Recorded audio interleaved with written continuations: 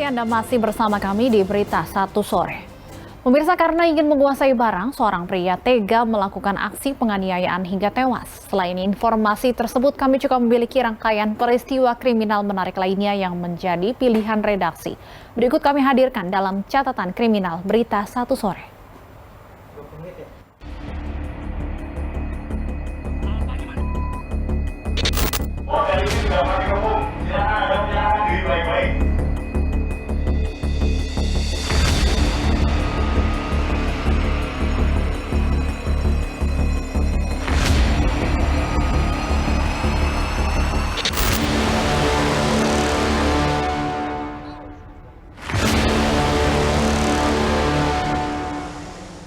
Pemuda 17 tahun nyaris jadi bulan-bulanan masa sebelum diamankan polisi. T ditangkap polisi dalam pelariannya di Desa Timbau, Kabupaten Kutai Kartanegara, Kalimantan Timur. T dikejar polisi setelah membunuh seorang remaja yang jenazahnya ditemukan terbungkus karung dan dibuang di dalam parit di Samarinda. Pelaku langsung dibawa ke kantor polisi dan dimintai keterangan terkait motif dari tindakan keji yang dilakukannya.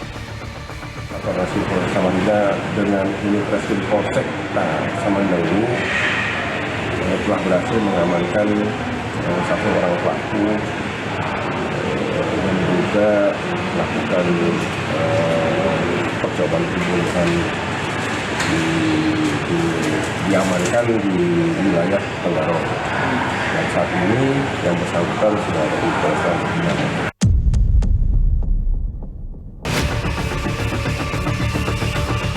Peristiwa ini terungkap berawal saat warga digegerkan dengan adanya sesosok jenazah laki-laki terbungkus karung yang dibuang di dalam parit di kawasan Jalan Cempaka, Kelurahan Bugis, Kota Samarinda, Kalimantan Timur.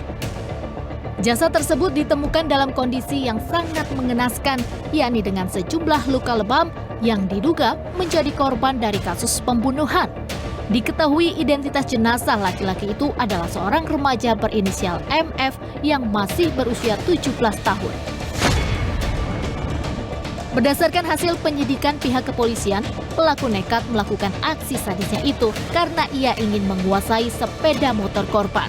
Tak hanya itu, pelaku juga mengaku bahwa ia merasa iri dan dendam terhadap korban karena temannya itu mempunyai hutang padanya yang belum dibayarkan. Padahal MF memiliki barang-barang mahal.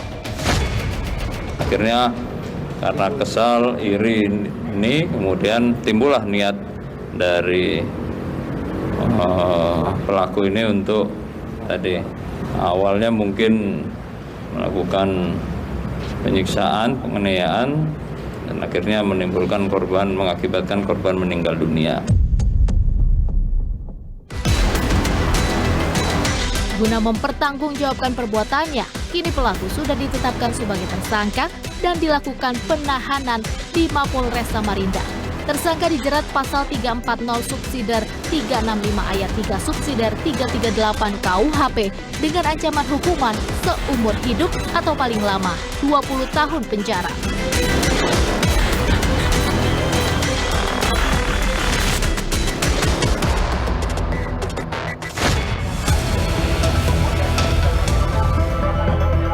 Kasus pembunuhan yang dilatar belakangi ingin menguasai harta korban juga terjadi di Solo, Jawa Tengah. DA, inisial namanya, seorang pria berusia 19 tahun ini berhasil diringkus di sebuah hotel di wilayah Solo pada malam hari usai menusuk leher seorang wanita. Proses penangkapan berlangsung dramatis. DA sempat berusaha kabur dan bersembunyi di plafon kamar hotel. Namun, upayanya sia-sia karena keberadaannya telah terendus polisi. Satuan Reserse Kriminal Polresta Solo mengepung seluruh area hotel dan meminta tersangka menyerahkan diri.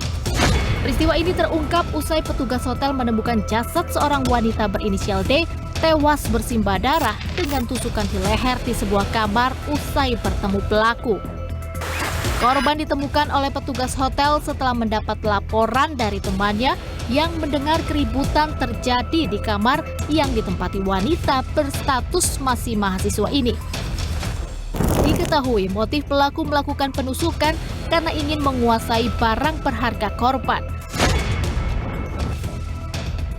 Saat itu kami langsung melakukan pemeriksaan setelah kami berhasil tangkap bahwa murni tersangka atau saudara D ini ingin menguasai harta korban.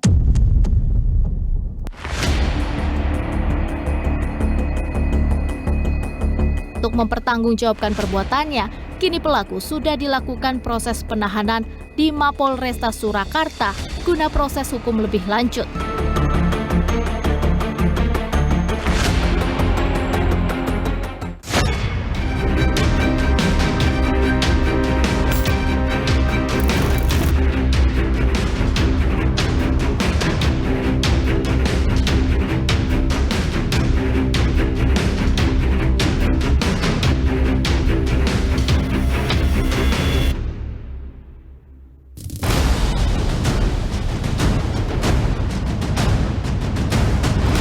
Inilah detik-detik di saat warga melerai aksi perkelahian yang terjadi antara kedua orang pria di Kabupaten Jeneponto, Sulawesi Selatan.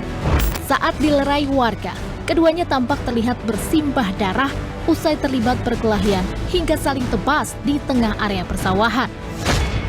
Akibat insiden berdarah itu, satu orang pria yang bernama Sandai tewas saat dibawa ke puskesmas terdekat untuk menjalani pemeriksaan. Sementara, satu orang lainnya berhasil selamat dan ditetapkan menjadi tersangka terkait tewasnya korban. Terduga pelaku yang sudah kita amankan itu memukul satu kali ke arah muka korban lagi Sandai. Jadi dari akibat kejadian ini semuanya mengalami luka.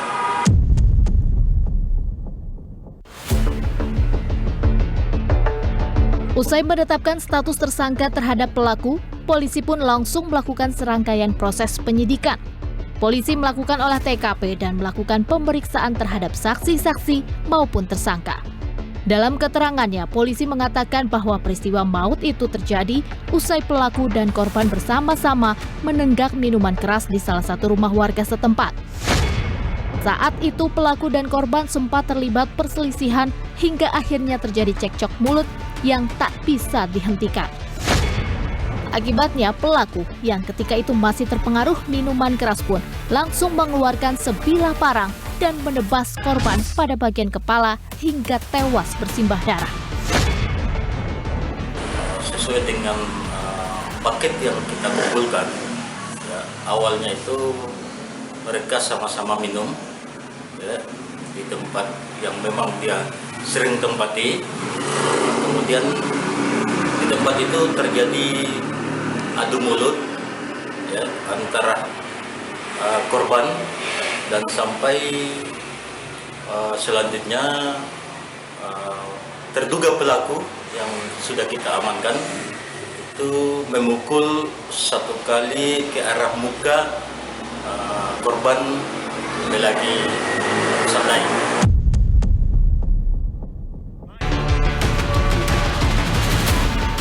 Akibat perbuatannya, kini tersangka sudah dilakukan proses penahanan di Mapolres Jeneponto untuk proses hukum lebih lanjut. Tersangka dijerat pasal 351 ayat 3 subpasal 338 KUH pidana dengan ancaman di atas 5 tahun penjara. Polisi juga mengamankan sejumlah barang bukti terkait peristiwa tersebut, diantaranya 2 bilah parang yang digunakan oleh pelaku maupun korban dalam insiden berdarah ini.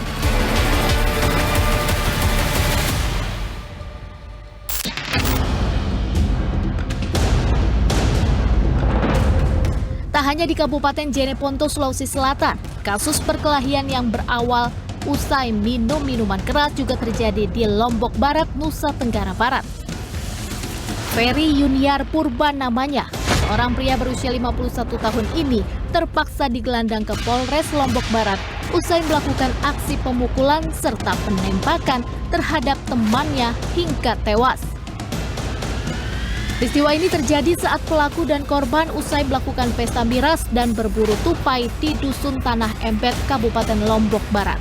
Ketika itu, pelaku yang pulang dalam kondisi mabuk parah melihat korban sedang terjadi cekcok dengan anaknya.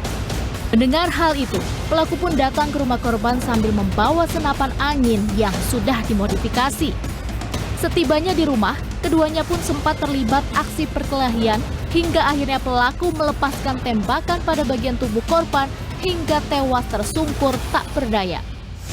Saudara Ferry ini datang dan langsung duduk jongkok dari luar pagar rumah dan membidikkan senapan, dan kemudian senapan tersebut berbunyi sebanyak 1 kali yang dibawa oleh pelaku, dan waktu itu korban masih bisa memukul istri pelapor. Jadi setelah bunyi duk 1 kali, si korban itu masih bisa memukul istri daripada pelapor. Dan kemudian pelaku masuk ke pekarangan rumah korban, lalu memukul korban pada bagian kening sebanyak 1 kali. Usai mengamankan pelaku, polisi pun langsung melakukan sejumlah pemeriksaan kepadanya. Terungkap dalam keterangannya, pelaku yang saat itu terpengaruh minuman keras nekat melakukan aksinya karena emosi dan kesal akibat melihat korban memukul anak istri menantu serta cucunya sendiri. Tak hanya di situ, pelaku juga mengatakan bahwa ia merasa kasihan kepada anak istri menantu dan cucu korban atas aksi sadis temannya itu. Hal itu dikarenakan aksi yang dilakukan korban terhadap anaknya bukanlah yang pertama kali, melainkan berulang-ulang. Kawan di sana aja, Pak. Di tempat. Kawan lama. Kenal gitu kan, enggak kawan lama. Selama saya sering minum di sana 3 tahunan, hampir setiap hari dia pukul anak menantunya. Pernah saya lihat jam setengah 12, jam 12 anak cucunya masih kecil, bayi itu Pak, sama anaknya 2. Cucunya itu dari pantai. Kasihan saya lihat Pak, hampir sering itu.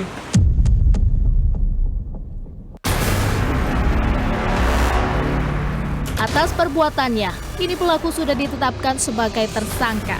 Tersangka terancam pasal 340 KUHP tentang pembunuhan berencana dengan hukuman mati atau penjara seumur hidup atau penjara selama-lamanya 20 tahun, atau pasal 338 KUHP tentang pembunuhan dengan hukuman penjara selama-lamanya 15 tahun, atau pasal 351 ayat 3 KUHP tentang penganiayaan yang mengakibatkan mati orangnya dengan hukuman penjara 7 tahun.